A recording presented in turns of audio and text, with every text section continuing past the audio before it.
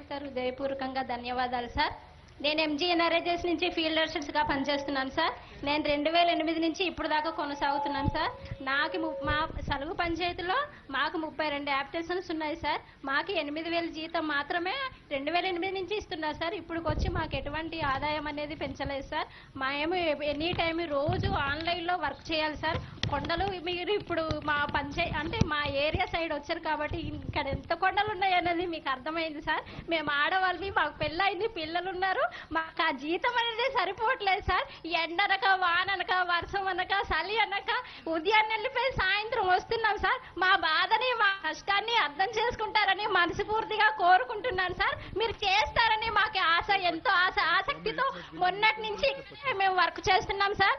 అదేవిధంగా మిమ్మల్ని సినిమాల్లో చూడడం తప్పగానే రియల్ గా ఎప్పుడు చూడడానికి నిజంగా అలాగే మా బాధని కూడా మా జీతాలు పెంచుతారని ఆశిస్తున్నాను sir. Love you sir. Thank you.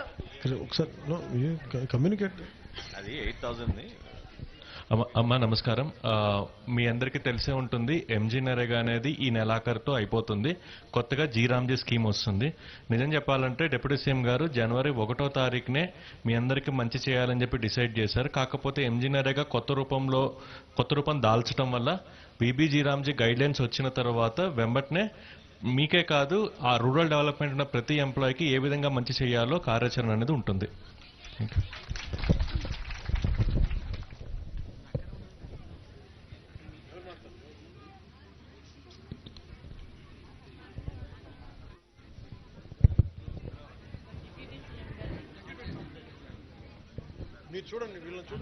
Hello sir, deputy CM గారికి నమస్తే సార్. నా పేరు కే భారతి సార్. నేను హౌసింగ్ డిపార్ట్మెంట్లోని డిఈఓగా చేస్తున్నాను సార్. మేము 2006 నుంచి జాయిన్ అవ్వాం సార్. మా శాలరీ 3,400 నుంచి స్టార్ట్ అయ్యి ఇప్పటికి 6,400 రూపీస్ ఇస్తున్నారు సార్. చాలా ఇబ్బందిగా ఉంది సార్ మా పరిస్థితి.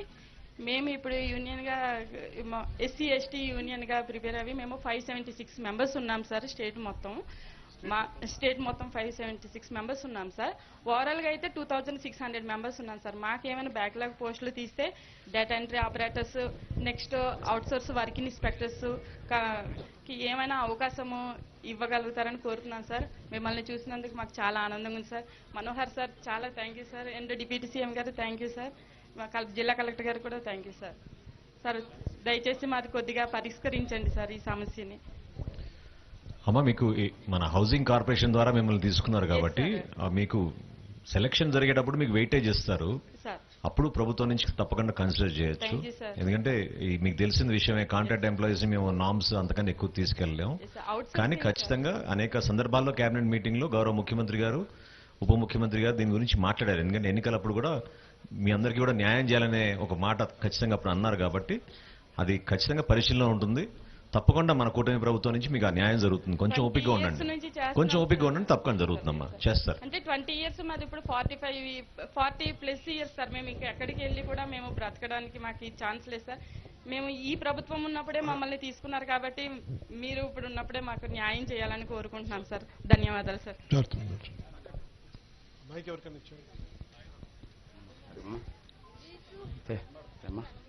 కనిపించావు దయచేసి మరి అంత చాలా సుదూర ప్రాంతం నుంచి వచ్చినటువంటి deputy CM Pawan Kalyan sir గారికి ప్రత్యేకమైన నమస్కారాలండి. నా పేరు మామిడి బాలరాజు, నందిగరు గ్రామం. నాకైతే 2 కళ్ళు కూడా కనిపించావు. అయినా కూర్చుందామైనా పడుకుందామని కూడా నిద్ర లేనటువంటి పరిస్థితి. ఇది కిన్ను మరి వెన్నుపూస బేకైంది సార్.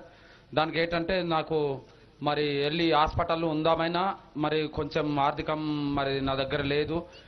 మన ప్రభుత్వం వాళ్ళు మనకు ఎంతో కొంత 6,000 రూపాయలు ఇస్తున్నారు. కానీ మాకు 2 పిల్లలకి మా ఆవిడికి నాకు కొద్దిగా ఖర్చుకు సారట్లేదు సార్. అందుకని చాలా ఇబ్బందికరంగా పడుతున్నాను. మీరు వస్తారని ఆశతో ఉదయం నుంచి 7 గంటల నుంచి ఇంత నలిగి కూర్చుంటున్నాను. ఏడవాలో కూడా తెలియదు, పడుకుని ఉండాలో కూడా తెలియదు, నవ్వాలో కూడా తెలియదు. అది పరిస్థితుల్లో ఇక్కడ నలిగిపోతున్నాను ఉదయం నుంచి సైడ్ దగ్గర కూర్చొని. కాకపోతే మీతో మాట్లాడాలి ముఖాముఖాన్ని ఉద్దేశంతో ఇంతవరకు ఇది ఉన్నాను సార్. తర్వాత నాకేంటంటే నా ఇల్లు ఏమొచ్చి రేపిల్లుడు పడిపోయే గోడంతా మొత్తం పగిలిపోయింది సార్. చిన్న పెంకుటిల్లు. ఆ ఇల్లు గోడ ఏమైందంటే పగిలిపోయింది.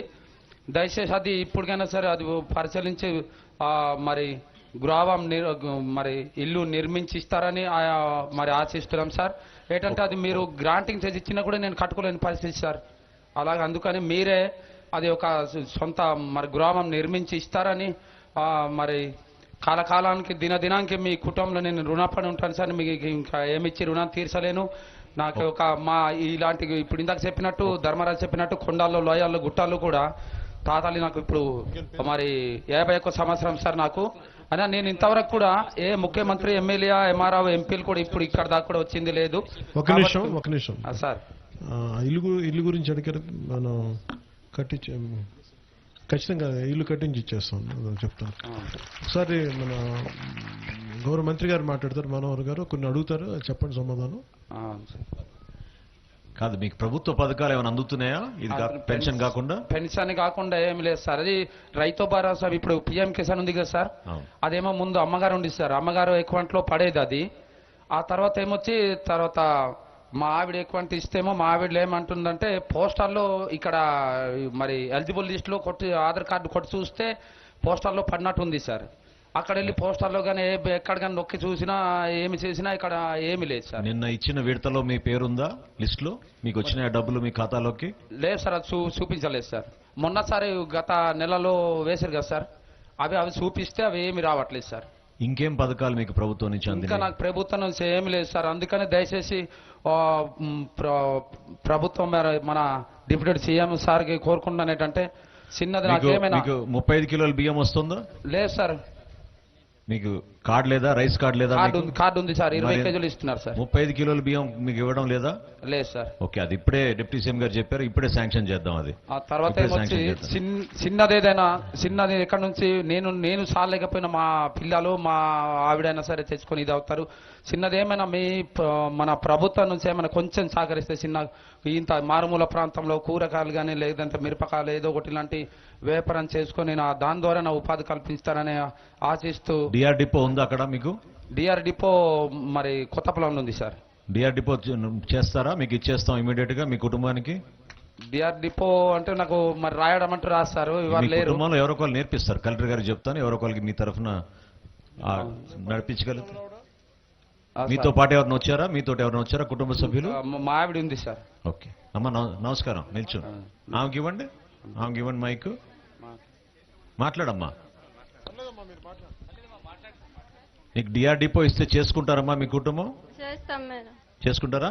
చేస్తాం sir. Very good, very good. Collector గారికి చెప్పి డిప్యూటీ సీఎం గారు చెప్పారు, శాంక్షన్ చేద్దాం మీకు, చేసుకోండి.